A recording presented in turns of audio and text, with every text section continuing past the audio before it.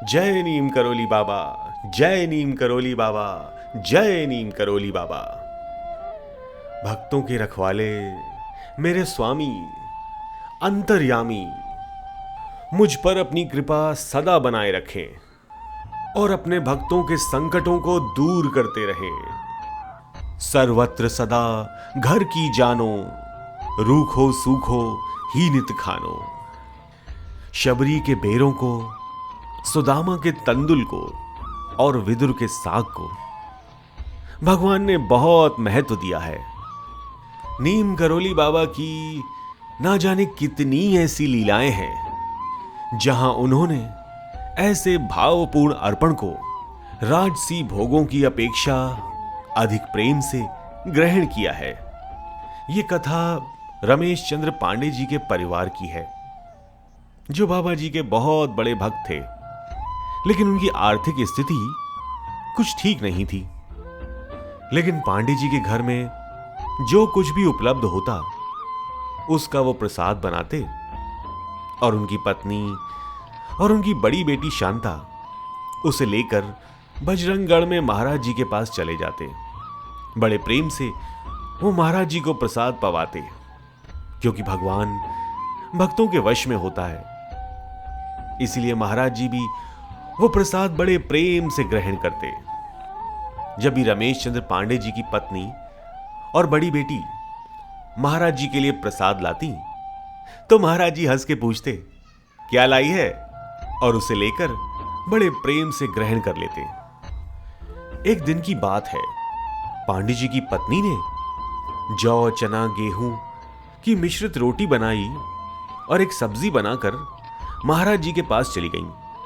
जब वो महाराज जी के पास पहुंची तो उन्होंने देखा कि महाराज जी का एक बहुत संपन्न भक्त अपने पूरे परिवार के साथ महाराज जी को भोजन कराने जा रहा है।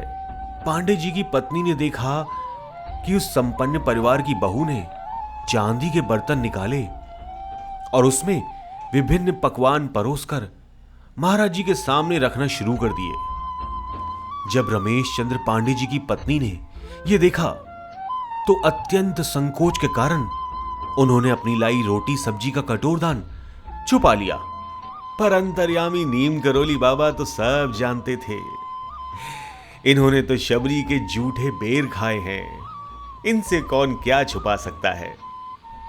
महाराज जी ने पांडे जी की पत्नी की तरफ देखा और हर बार की तरह पूछा, क्या लाई है। अत्यंत संकोच में पड़ी पांडे जी की पत्नी महाराज जी से बोली, कुछ नहीं लाई महाराज, मैं कुछ नहीं लाई हूं, आज मैं कुछ ला ही नहीं पाई। तब महाराज जी ने डांट के कहा, अरे देती क्यों नहीं जो लाई है। पांडे जी की पत्नी एकदम सहम गई और बड़े संकोच से झिझकते हुए कटोरदान महाराज जी की तरफ बढ़ा दिया। महाराज जी ने कटोरदान लिया और खोला और उसमें सब्जी और रोटी देखकर उसका भोग लगाने लगे। तभी उनका संपन्न भक्त कटोरदान में रोटी और सब्जी देखकर बोला, महाराज जी आप ये खाएंगे। ये बात पांडे जी की पत्नी सुनकर एकदम रुआसी सी हो गई और अपना सर बिल्कुल नीचे कर लिया। पर नीम करोली बाबा तो भाव के भूखे हैं, वो भक्तों की सच्ची श्रद्धा को मानते हैं। महाराज जी ने अपने संपन्न भक्त के अंदर अहंकार देखा। जो 56 भोग और व्यंजन उनके संपन्न भक्त ने उनके आगे रख रखे थे, महाराज जी ने उस थाली को दूर हटा दिया और रोटी सब्जी खाने लगे। दुर्योधन को मेवा त्यागो, साग विदुर गर खाई। महाराज जी को रोटी सब्जी खाके देख पांडे जी की पत्नी रोने लगी।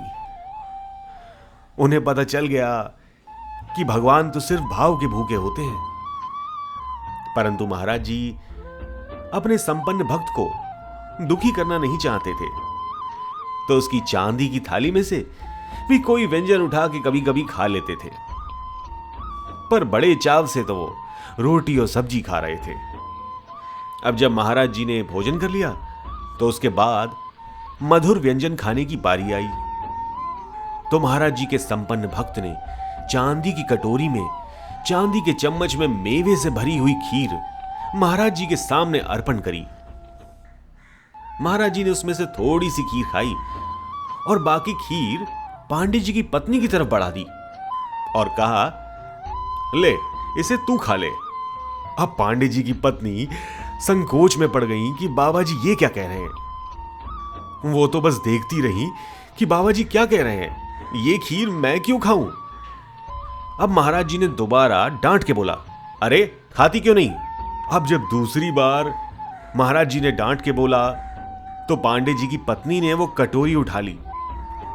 जैसे ही पांडे जी की पत्नी ने कटोरी उठाई, महाराज जी के संपन्न भक्त के चेहरे पर भावनाओं का उतार चढ़ाव चलने लगा। कभी वो पांडे जी की पत्नी की ओर देखता, कभी महाराज जी की ओर देखता। उसे समझ में नहीं आ रहा था ये क्या लीला हो रही है, पर अंतर्यामी तो सब जानते हैं, वो तो सिर्फ भक्तों के वश में है। मेरे प्रभु मुझ पर हमेशा कृपा करते हैं। पांडे जी की पत्नी ने रोते हुए सारी खीर एक ही बार में गटक ली, उसका स्वाद भी नहीं लिया। इसके बाद महाराज जी ने पांडे जी की पत्नी और उनकी बेटी शांता की ओर देखा और आशीर्वाद दिया, जाओ अब तुम्हारे घर में किसी चीज की कमी नहीं होगी। आशीर्वाद प्राप्त करके वो दोनों वहां से चले गए और महाराज जी की कृपा उन पर सदा बनी रही। जय नीम करोली बाबा, जय भक्तों के रखवाले, जय मेरे स्वामी, बोलो नीम करोली बाबा की जय। दीन दयाल बिरुदु संभारी, हरहु नाथ मम संकट भारी। जय गुरुदेव, जय गुरुदेव, जय गुरुदेव।